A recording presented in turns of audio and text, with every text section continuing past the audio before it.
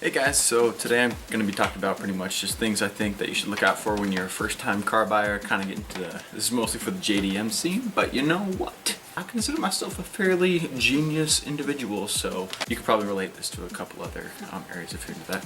Anyway, I'm going to go ahead and jump right in. So here are 7 things that first-time car owners should be looking out for.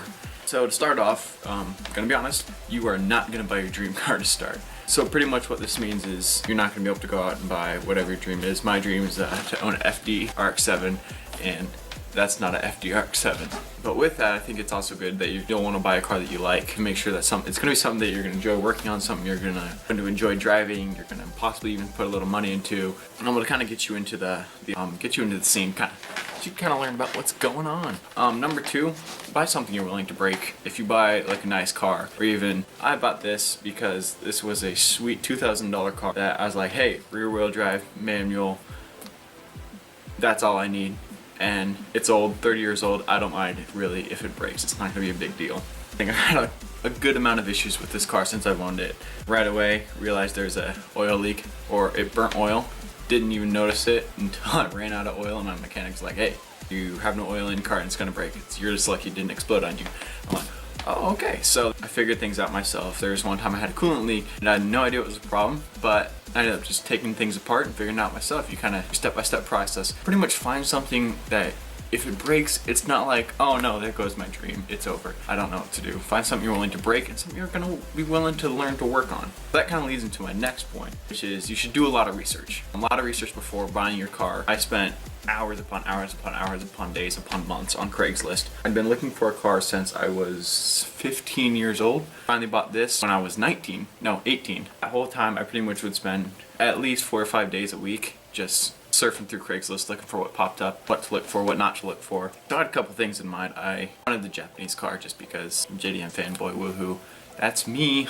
Also, I did want a rear wheel drive car and manual. Manual is the other must have. So the first car I was looking at was the 3000 GT because that car looks awesome. I don't care what people say about, hey, it's unreliable, whatever. It looks amazing.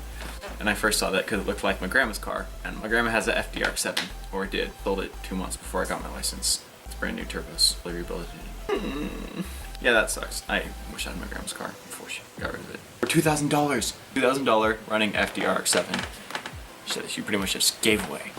My dad would have bought it, but he had no idea. No one had in our family had any idea she was selling it for that little. Well, there's my grumpy tangent for the day.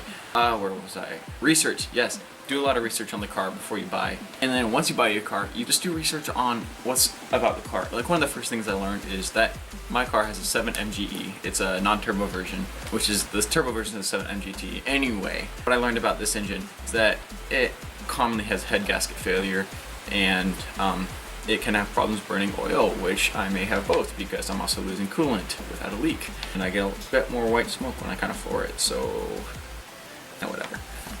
But just do research about your car and the good points and the bad points, what to look out for. I have spent quite a lot of times on the super forums just reading posts.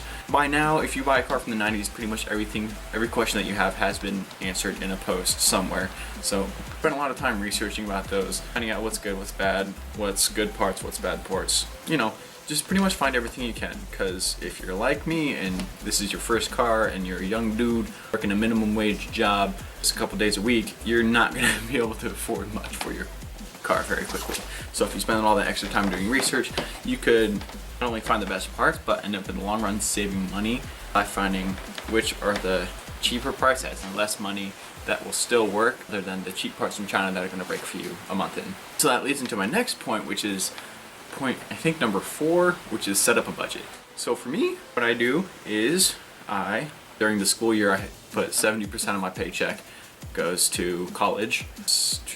What next? 10% goes to tithe, 10% goes to my general fund, and 10% goes to my car fund. So all that 10% is just set apart for my car money. And then I do get tips at my job. I work at a gas station.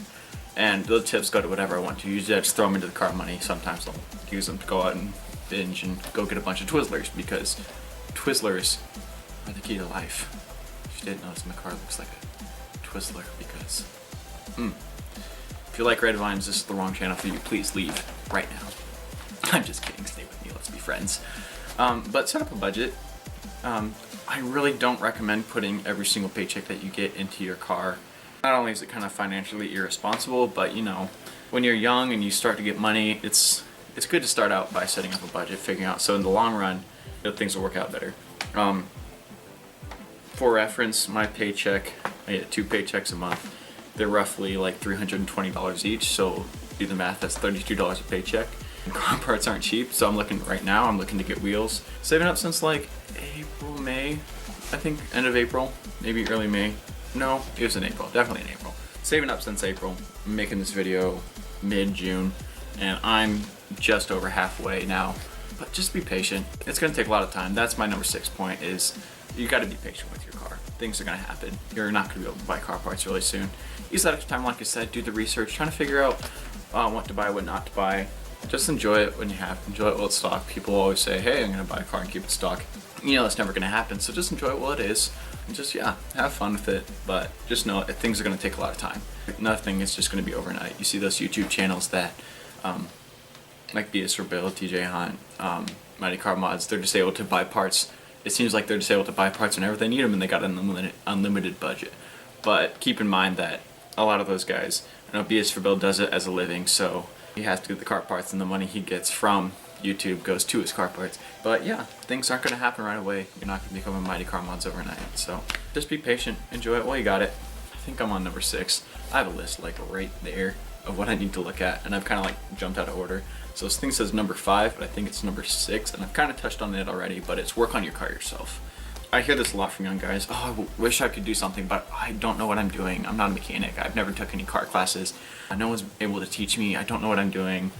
I already said that, so I'm gonna say it again. But they freak out because they don't have any experience. But this is a guy who has no mechanical experience at all. That's really about it. No, but I fixed a couple things on my car myself.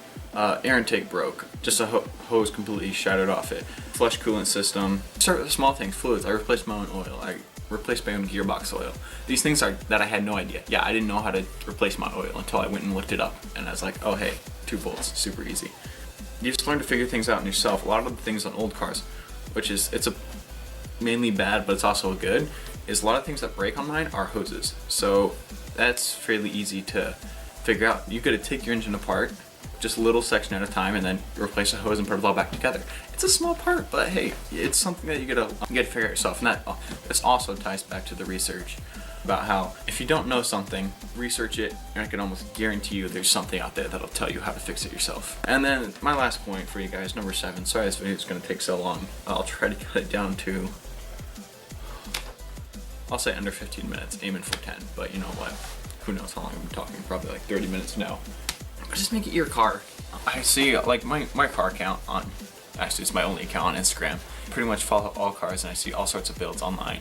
Don't listen to anyone really. Just make it your own. I don't care if you want to do, people are gonna hate on whatever you do. Just know that you're never gonna get full approval from anyone. And just do something to make it your own car. For me, I stuck this wing on there because this idiot didn't listen to one of his points that he just said doing research. And I bought a wing for a 180 SX, even though I didn't even realize there was one for a Toyota Mark III Supra, because I was like, hey, Rocket Bunny, that'd be awesome. So I went out and bought myself a Rocket Bunny kit. That's the first thing I bought, yeah. I bought one for a S13. But either way, I'm pretty sure that no other car in the world, Mark III Supra, has an S13 wing on the back, so that's my car. But yeah, just make your car your own. Do things you want to it. Mess around, jeez, holy cow, it's your first car, why not use spray paint on it? I know everyone's like, oh, plastic dip wheels, cold air intake, slam your car, you're a Civic, be a racer. I don't care, do whatever you want to it. Just make it yours, do something to make it different, have fun with it, enjoy it.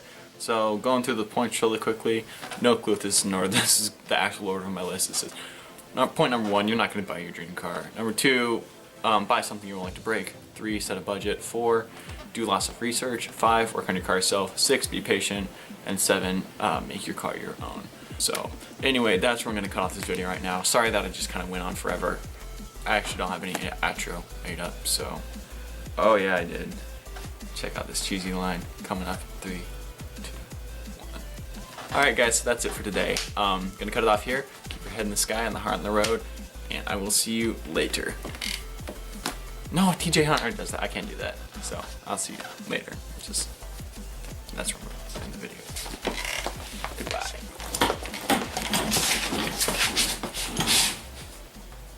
Nailed it.